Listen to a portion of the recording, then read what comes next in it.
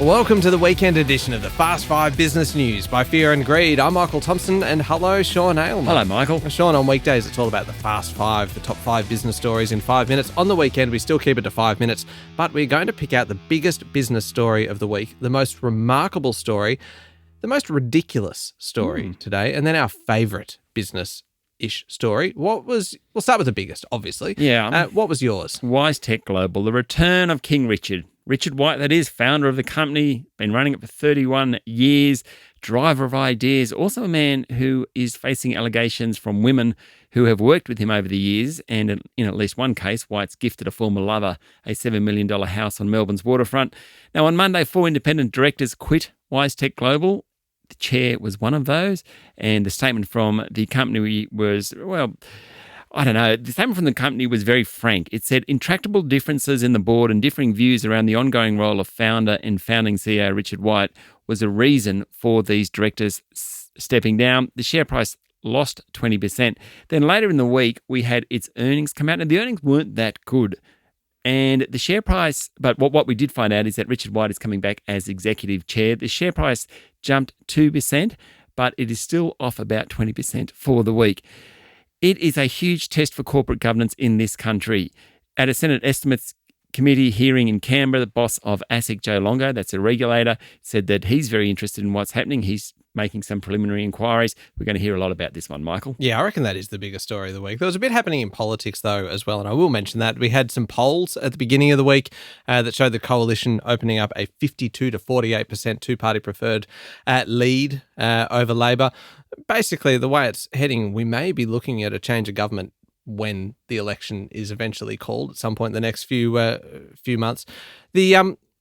It feels like we are in the campaign though already. We had a lot of kind of campaign-ish stories through the week. Opposition leader Peter Dutton being forced to defend kind of purchases of bank stocks 15 years ago, and stories about him buying and selling property using a trust. And he's basically said that it only ever acted with integrity, but it's just one of those stories that does make a leader look bad. And then finally in politics, we had Chinese warships, Sean, off the coast this week doing live firing exercises that nobody knew about until a Virgin Australia pilot happened to notice that the ships were broadcasting a warning 30 minutes after it had started. Bit of a diplomatic crisis. Yeah, a bit scary. What about the most remarkable story of the week, Michael?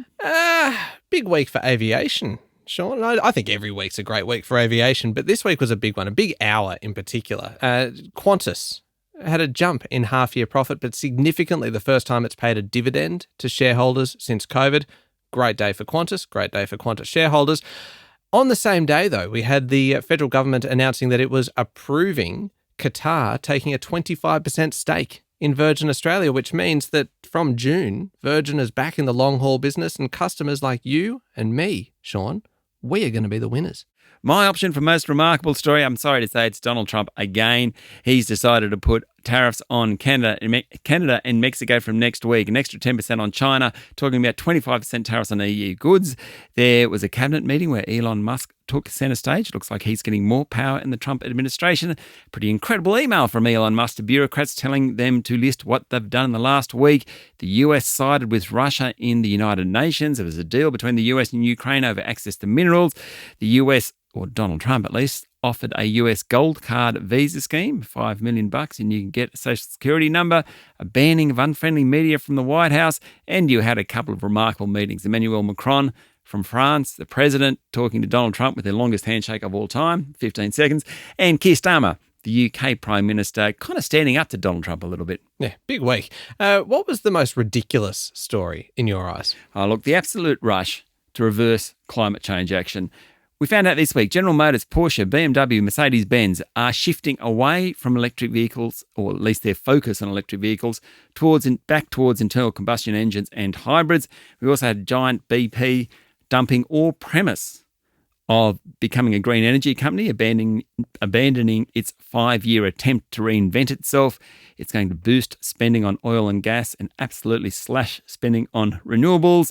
Basically a fundamental reset of BP's strategy. It is amazing how quickly that has turned. Yeah, quite ridiculous.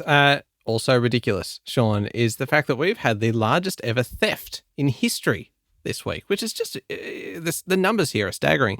Crypto exchange Bybit was hacked. An estimated $2.4 billion worth of crypto of Ethereum was taken. It is the biggest theft, not just a crypto theft, but a biggest theft in general ever in history, which is just amazing. The thing, though, that really gets me about this story, Sean, is the fact that, according to the FBI, the culprit, the thief in this case, was North Korea. Right, they've got a very sophisticated cybercrime unit called the Lazarus Group, and they've stolen huge sums in the past, and that money is thought to have then funded North Korea's nuclear and ballistic missile programs. It just adds a rather sinister element to what is a pretty ridiculous story. I agree. Can I tell you my favourite story? Please. The stolen golden toilet saga ended up in court this week. Thieves stole a gold toilet valued at about 10 million Aussie from Blenheim Palace, famous to be the birthplace and ancestral home of Sir Winston Churchill. Basically, they stole 5 men, stole 2 cars, drove through locked wooden gates into the grounds of Blenheim Palace. They drove across the field, up the front steps, smashed and broke in through a window. Then they broke down the wooden door to the cubicle where the toilet was fully plumbed. I like the fact that the golden toilet is fully plumbed. They removed it, leaving water pouring out of the pipes, and drove away. They got caught. The toilet will never be recovered. Apparently, it's been melted down and sold. Alas, these people are facing judgment, though. Sean, my favourite story is about NVIDIA, which has got to be the most watched tech stock in the world at the moment, reported its results this week. And the thing that just stood out for me is just the amount of money that this company is making. The sales, because of the AI boom, in the 3 months to the end of January, up 78% on prior year, $39.3 billion US, $269,000 US a minute for computer chips. Sean, Wow. Shocking, right? Incredible. Staggering. Remarkable. Unable to be believed. It is just enormous. All right, there we go. 5 minutes and pretty much everything you need to know in the world of business. Thank you, Sean. Thank you, Michael. We'll be back on Monday morning with the top 5 business stories in 5 minutes. Don't forget to hit follow, and please join us online on Instagram, TikTok, LinkedIn, Facebook and X. I'm Michael Thompson, and this is the Fast 5 Business News by Fear and Greed.